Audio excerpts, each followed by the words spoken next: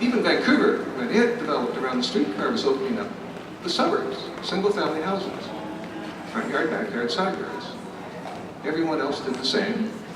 You had these great neighborhoods we call Kitsilano, Grandview, and then successively, until you got to the river.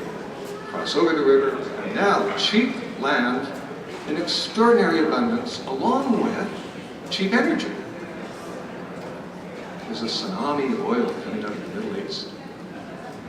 Oil is so cheap, it's like water. And there's an abundance of water, too.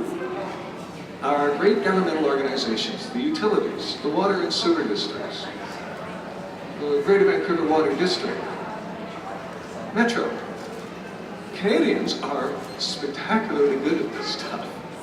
You know, this is the heritage we got from the Empire. Royal engineers, the road builders, the dam builders, people who built the streetcar lines, the people who put dams. They got really good at it. A good part of what runs the economy in this region is consulting engineering. So, blank slate? Well, not quite. There were two things that were here before the Port Man, and that was this grid of roads, 1 mile square, laid out just as the Americans had done with the Northwest ordinances, gridded out a continent. You fly over, what do you see? 1 mile squares, 6 by 6, township, right? A meridian, a baseline, Westminster Road, Coast Meridian Road. You lay out the 1 mile squares, you divide them up, back 40. Then you divide those up into 10-acre lots, and you run them along out the arterials. Maybe you can do some market gardening. And then there are drainage dikes. Handle the water, water's big. Without the connections to the Greater Vancouver Water District, you dealt with runoff, and sewage was the upper limit on what could be done. Once the vast apparatus of post-war wealth and technology came to bear, you could rebuild the landscape. Everything could be put in pipes, and the roads themselves would become pipes for cars. The grid works really well. Long distances, high speed. Everything off of it is separated, have their own cul-de-sacs, or feeder roads. It all works up to a point really well. By the way, it fails. It can handle a certain amount of traffic, but once it has to cross each other and you saturate the intersections, 88 and King George, you run into problems, right? So, what's the next step up? Vast arterial roads, freeways, Port Man Bridge, again, all put in place. And then you open up the land, and my God, it is so affordable, just like in Vancouver in the 1910s and 20s, suburbia.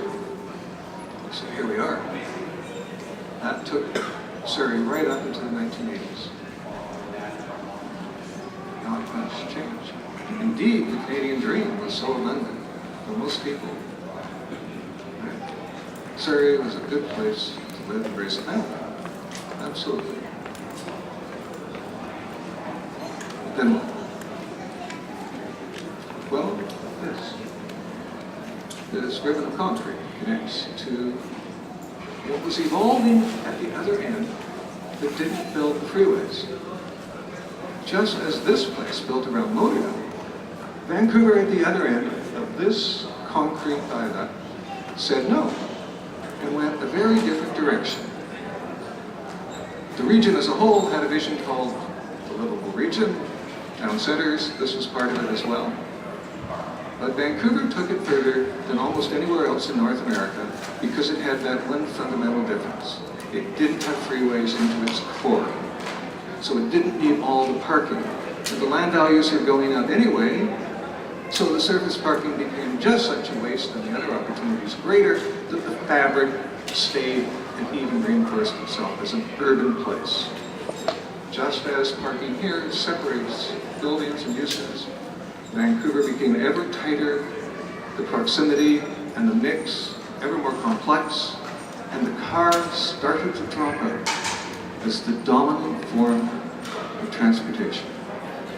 And that's the consequence of that radical decision that was taken back in the 70s. It still seems so unlikely that with a doubling of the population and an increase by at least 50% of jobs downtown, that traffic coming in and out of it could be down to 1965 levels.